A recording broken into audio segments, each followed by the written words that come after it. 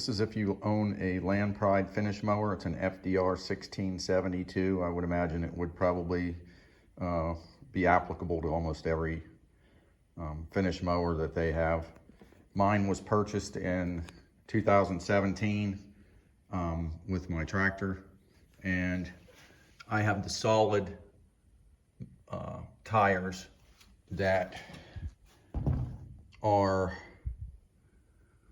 it says 10 by 3.25, and they're Land Pride tires.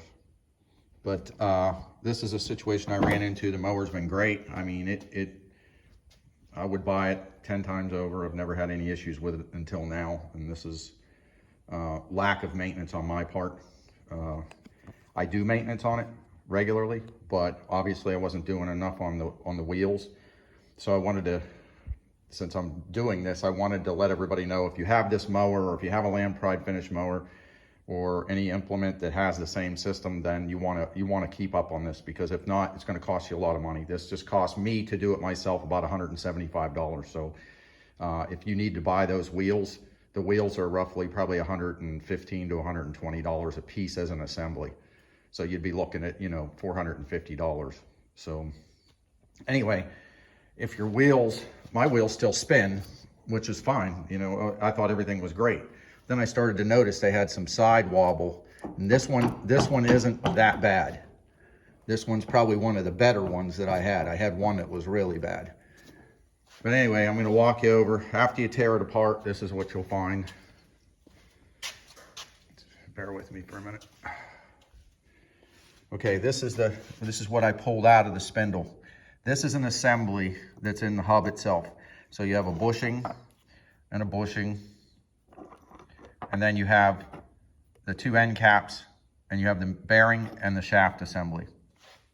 So in my case, if you can look at this, you can see that this shaft is so worn that the bearing quit working. What it did was just basically lock up on the shaft, and it was just wearing away the shaft, and the bearing, this bearing was wearing away. It doesn't roll. The rollers are supposed to roll, but if you look at the ends, they're all elongated from trying to roll but not rolling. Some of them are even egg-shaped, like this one right here. They're so not supposed to look like that. I'll show you one in a minute. But these are the hubs, and you can see it's wore a groove in the inside of the hub right here, where some of them were actually worn off, so an egg-shaped. So I'm reusing the spacers. The spacers that were on this one are these. They're not worn enough for me to replace the spacers, so if you need to do that, do it. But this is what your hub should look like, and it should look flat like this, not like that. And your bearing, this is your shaft. It's my shaft. This is what your bearing should look like on the ends. So, and it rolls smoothly. I mean, if you stick your finger in here, it rolls around nice and smooth. It's not locked up like the other one was.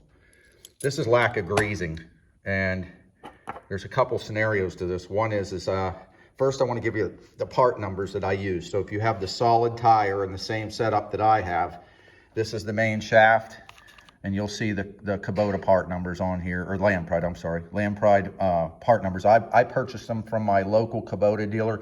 Probably paid a little more for them, but they had them in stock. I didn't have to wait for them because I have to cut grass. So this is the shaft. This is the end cap, which would be that. This is the bearing, which is the bearing itself, is this number. The spacers I don't have because I didn't buy them, so I don't have the spacer part number.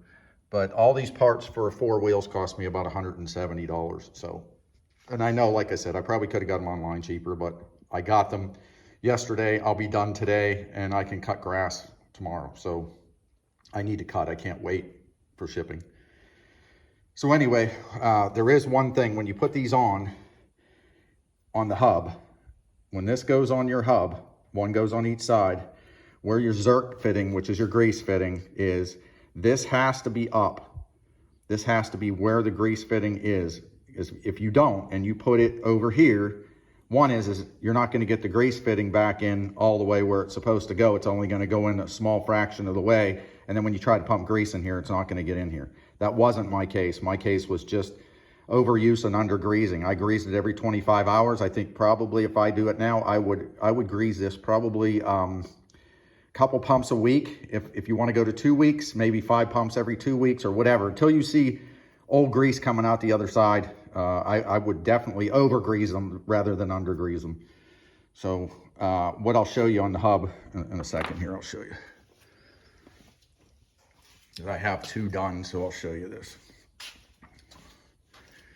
If you look, my Zerk fitting is here, and I don't know if you'll be able to see it, but let's see.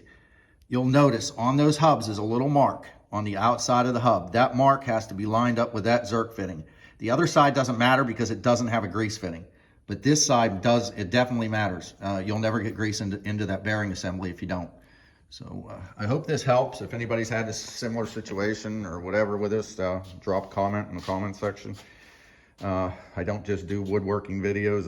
I have a lot that I do. I just don't do a lot of videoing because my internet's real slow, and to upload this video will probably take me about 5-6 hours. So hopefully we're getting fiber optics soon, and when that changes, I'll change. My shop will change, and I'll start doing more videos on tool reviews and tractors and everything. So well, I hope this helps somebody. If you got any questions, just drop them in the section. I'll get back to you as soon as possible. Take care and stay safe.